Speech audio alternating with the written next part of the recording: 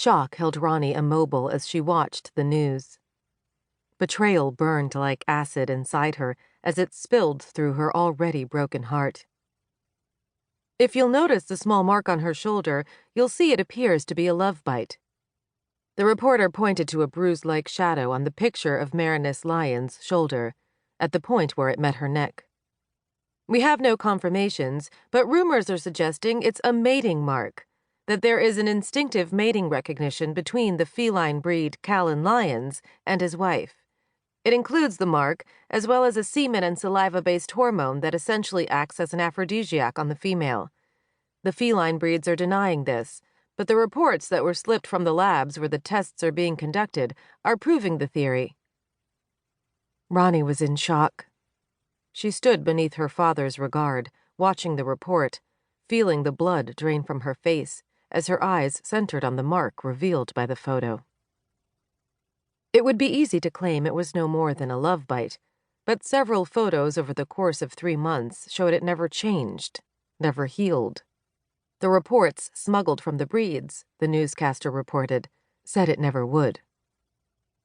Roni's hand rose to her shoulder, covering the mark she knew marred her own flesh, just as it did Callan's wife. "What the hell possessed you to fuck that freak?" Her father sneered as he paced the room, his breathing harsh, fury outlining every inch of his body. Reginald Andrews was a big man, not as muscular and tall as Taber, but strong enough that his anger caused Roni to flinch at the thought of remembered beatings. She was an adult now. She wouldn't tolerate physical violence from him anymore, but she had never gotten over her fear of him. Her fear, or her hatred. "Go back to wherever you came from," she told him harshly as she continued to stare at the television screen. "They're wrong." She had survived just fine without Taber, even after the way he marked her skin, destroyed her dreams. She had survived the endless threats and attempted attacks her father's creditors had staged, and she had survived it alone. She could and she would get through this. "You think you can lie to me?" He spat out as he came up beside her. He jerked her around until he could stare down at her, his washed-out brown eyes darkening in fury. "Do you look in the mirror often enough to see that disgusting place on your neck, Roni? Or does it sicken you too much to remember you spread your thighs for an animal?" Roni watched him suspiciously. He didn't care about her one way or the other, and she had enough sense to know it.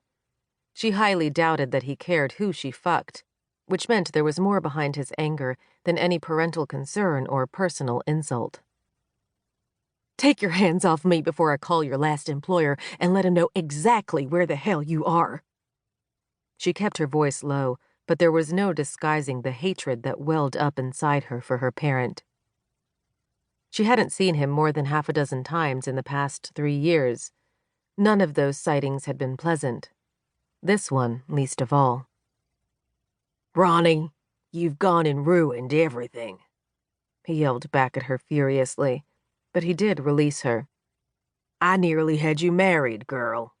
Mr. Turns would have paid for the use of you, while you let that cat have it for nothing."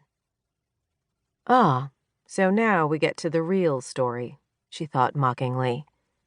How very typical of Reginald.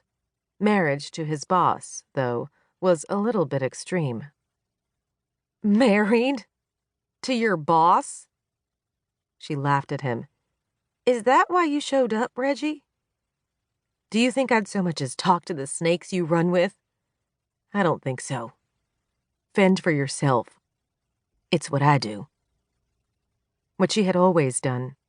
She turned back to the television, nearly losing her breath at the recorded interview with the 5 feline breeds.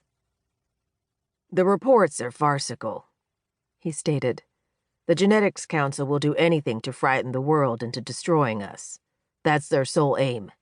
Until our scientists say it's true, then as far as we're concerned, it's nothing but propaganda." Taber's voice sent a surge of heat flowing through her body that she didn't even attempt to fight. She had learned over the years not to fight it. It only hurt worse when she did.